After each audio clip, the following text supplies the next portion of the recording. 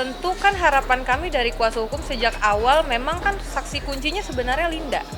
Ya, sebenarnya Linda, dan kami berharap memang Linda seharusnya dipanggil sebagai saksi gitu, karena dia yang mengetahui juga, dia kunci dari kasus ini. Tapi kenapa sampai sekarang itu belum ada penjelasan mengenai siapa Linda?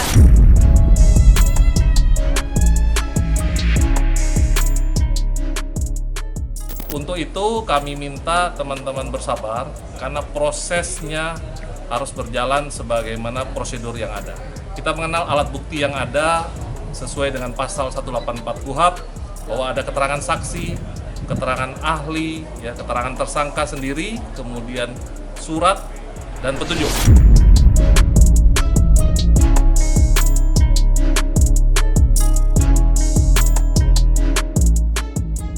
Mudah-mudahan pihak kepolisian juga memanggil saksi kunci dari kasus ini Linda untuk dihadirkan dalam persidangan jika memang kasus ini dibuka kembali di meja persidangan.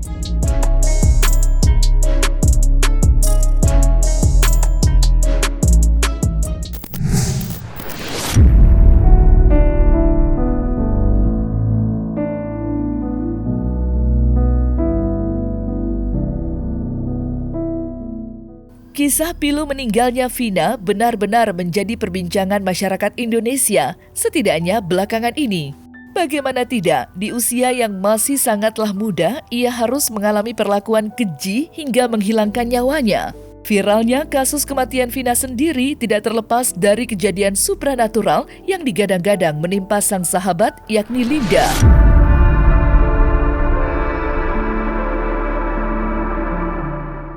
Di mana ia mengaku bahwa dirinya telah dirasuki roh dari Vina. Menariknya, pada kesempatan itu pula Linda menyingkap tabir di balik kepergian sang sahabat yang penuh dengan aksi keji. Dan dari situlah polisi berhasil mengungkap kejadian tersebut dan menangkap 8 dari 11 tersangka pada tahun 2016 silam. 8 tahun sudah waktu berlalu, dengan tangis yang tak kunjung reda, kisah tragis yang menimpa Vina kembali viral. Ya, usai diangkat menjadi sebuah film dengan mengantongi persetujuan keluarga almarhumah, kasus Vina kembali ramai disorot publik. Namun, di tengah polemik panas yang menyertai keviralan kasus ini, muncul pula beberapa pihak yang mempertanyakan siapakah sebenarnya sosok Linda ini. Lantas, benarkah kecurigaan pihak kuasa hukum keluarga Vina yang sempat menduga adanya sosok DPO keempat itu tertuju kepada Linda? Serta benarkah pula pihak kuasa hukum almarhumah Vina berharap agar kepolisian bisa memanggil Linda sebagai saksi?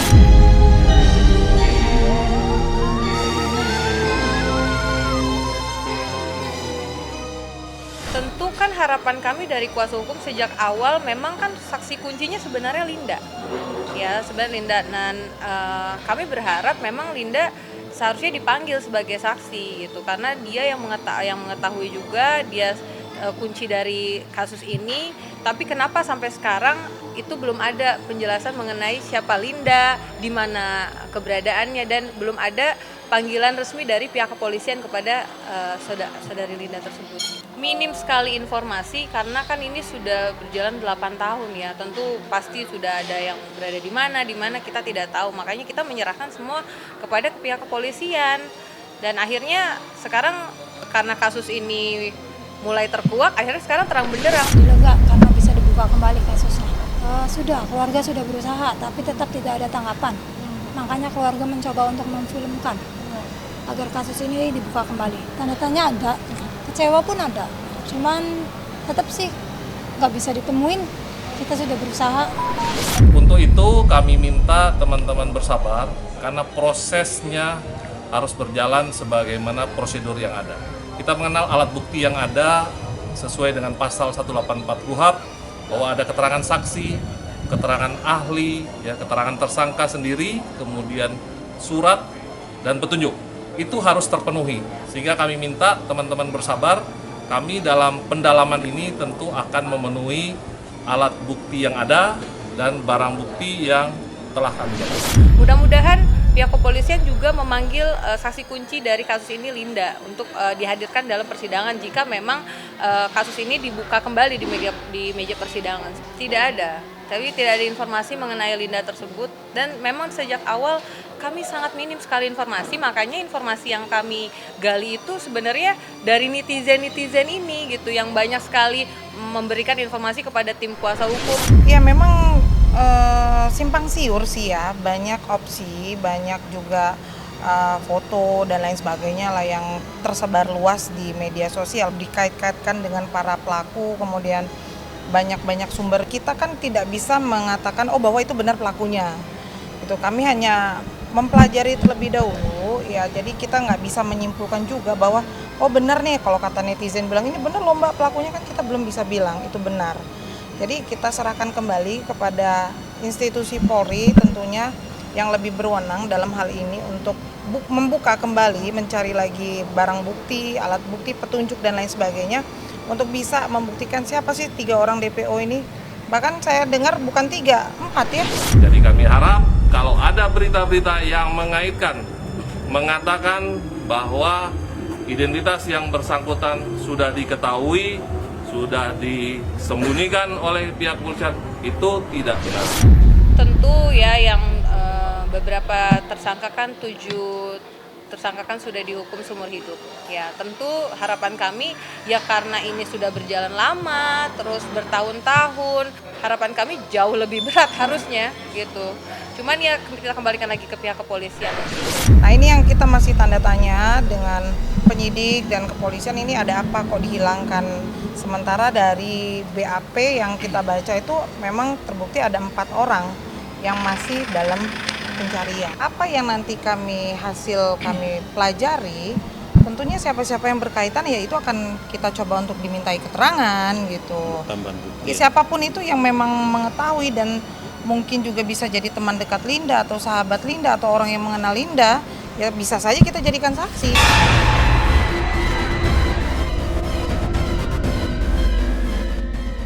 Sementara itu, kecurigaan terhadap ucapan-ucapan Linda yang mengaku dirasuki tidak hanya hadir dari pihak kuasa hukum keluarga Vina. Ya, di media sosial pun masyarakat Indonesia ikut mempertanyakan keaslian dari kejadian tersebut. Apalagi pada kejadian itu, Linda menceritakan secara detail satu persatu aksi keji yang diterima Vina dari 11 orang pelaku tersebut. Melihat perbincangan yang tak kunjung ada habisnya, ahli tarot Velin Ratu Ayu pun ikut buka suara dan memberikan penerawangannya terhadap pengalaman gaib dari Linda. Ia pun membenarkan kalau kejadian gaib itu sungguh dipenuhi kejanggalan. Tak main-main, Velin bahkan menyebut kalau apa yang dijabarkan Linda diduga bukanlah kejadian kerasukan, melainkan aksi penebusan dosa, karena dirinya diduga berada di lokasi kejadian saat Vina menghembuskan nafas terakhirnya.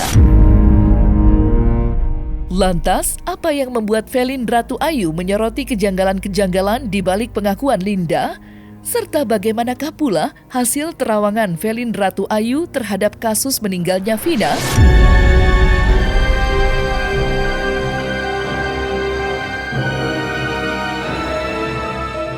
Ya, kalau kita lihat ya dari kartunya ya, ada hal yang dia sembunyikan di sini. Yang aku lihat adalah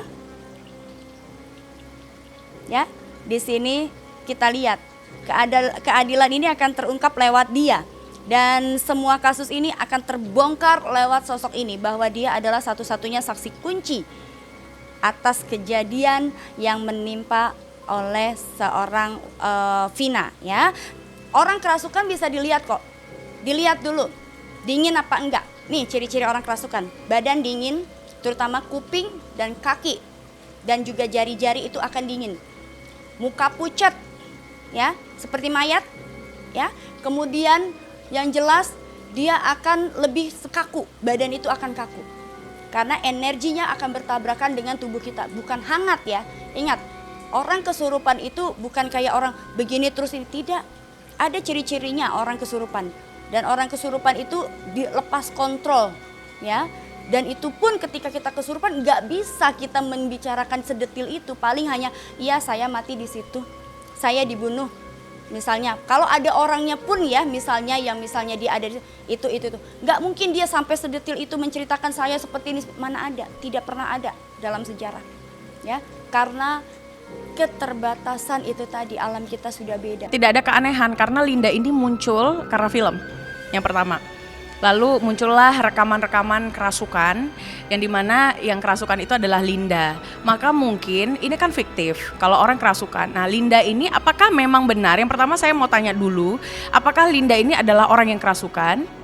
Lalu setelahnya ditanya nggak dengan Lindanya? Kalau Linda itu beneran kenal nggak sih dengan Egy gitu loh. Saya curiga kalau kerasukan ini kebutuhan film atau apa gitu loh. Makanya kemudian nama Linda ini tidak muncul di BAP. Dan untuk kesurupan tersebut, dia sesungguhnya tidak kesurupan, tapi memang rasa takut yang menghantui dan juga rasa bersalah dan dosa ya di sini, sehingga apapun itu ya, segala perbuatan pasti ya mungkin kalian bisa menutupi saat itu, tapi dengan berjalannya waktu dosa terus dikejar, karma terus datang dan dihantui rasa bersalah, dan hanya itu yang dijadikan alasan dia sehingga dia merasa kesurupan lah, sebagai supaya dia bisa meringankan beban dosa dia. Pengakuan dosa yang memang dikemas ya sangat apik sekali lewat kesurupannya. Ya, sesungguhnya ini hanyalah kedok belaka. Sesungguhnya dia ada di lokasi kejadian. Kalau asumsi bisa apa saja ya, tapi itu yang seperti saya bilang, Linda ini muncul karena film. Seseorang kerasukan tidak akan sampai selama itu dan sedetil itu ya. Dan secara psikologi kalau aku lihat ya dari sosok seseorang sahabat ini, karena dia dibayangin oleh sosok arwah tersebut, karena dia adalah salah satu saksi kunci, dan dia juga di sini ya, kalau aku lihat, kita lihat ya dari kartunya ya, ada hal yang dia sembunyikan di sini. Yang aku lihat adalah ya, di sini kita lihat keadilan ini akan terungkap lewat dia. Dan semua kasus ini akan terbongkar lewat sosok ini, bahwa dia adalah satu-satunya saksi kunci atas kejadian yang menimpa oleh seorang Vina ya. Dan juga kita lihat apakah betul kesurupan itu. Kita lihat di sini hawanya panas ya, di sini itu akan menjelaskan tentang kesurupan itu, waktu ya, ada ketakutan dari dalam diri dia, di mana dia juga dikejar-kejar oleh sosok rohnya Vina.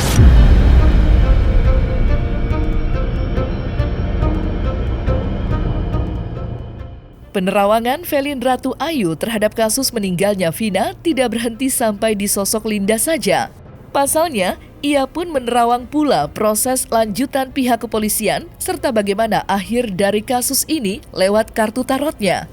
Terutama terhadap 3 orang DPO yang pada tahun 2016 kemarin bisa lolos dari jeratan hukuman bui. Hal itu pun terbukti karena salah satu DPO yang bernama Peggy Perong telah berhasil diringkus polisi pada hari Rabu 22 Mei kemarin. Lantas, seperti apa terawangan lain dari Velin Ratu Ayu? Benarkah kasus ini akan menemui titik terang pada tahun 2024 ini?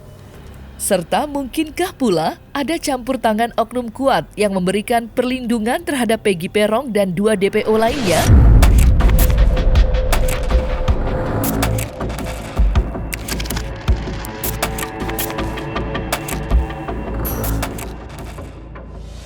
Sangat ada sekali. Makanya kasus ini luar biasa ya, biarkan nanti penegak hukum yang akan menjelaskan kalau dalam hal ini, karena udah ranahnya hukum.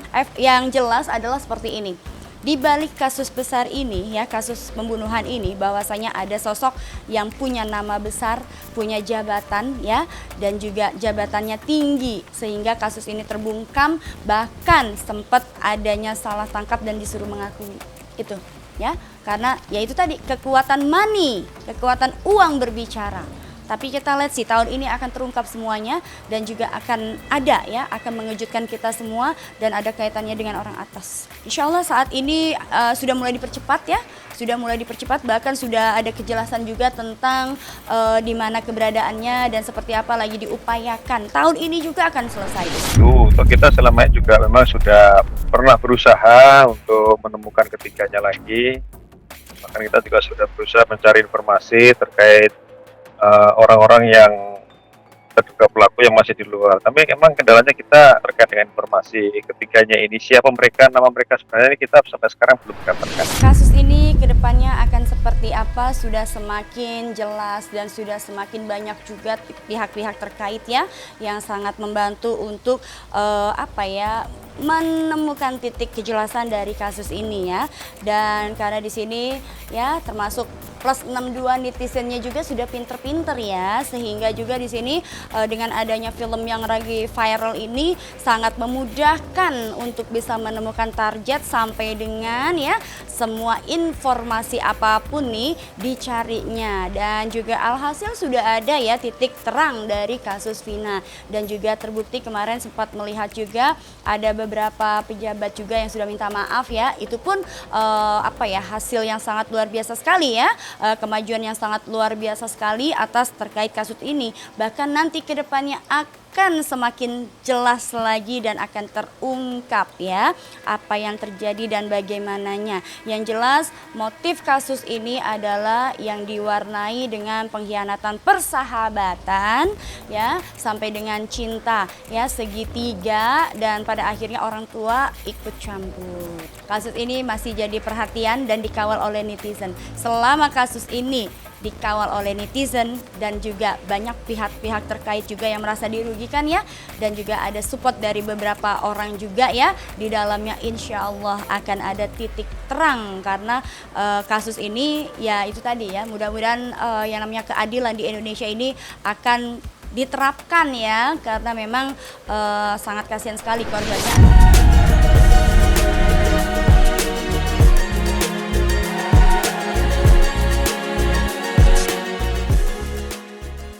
Nah, selesai sudah Cumi Lovers, saksikan terus Cumi Camp In-Depth, kabar lengkap, mendalam, dan akurat dari narasumber terpercaya. Dan jangan lupa untuk like, subscribe, dan juga share channel YouTube Cumi Cumi.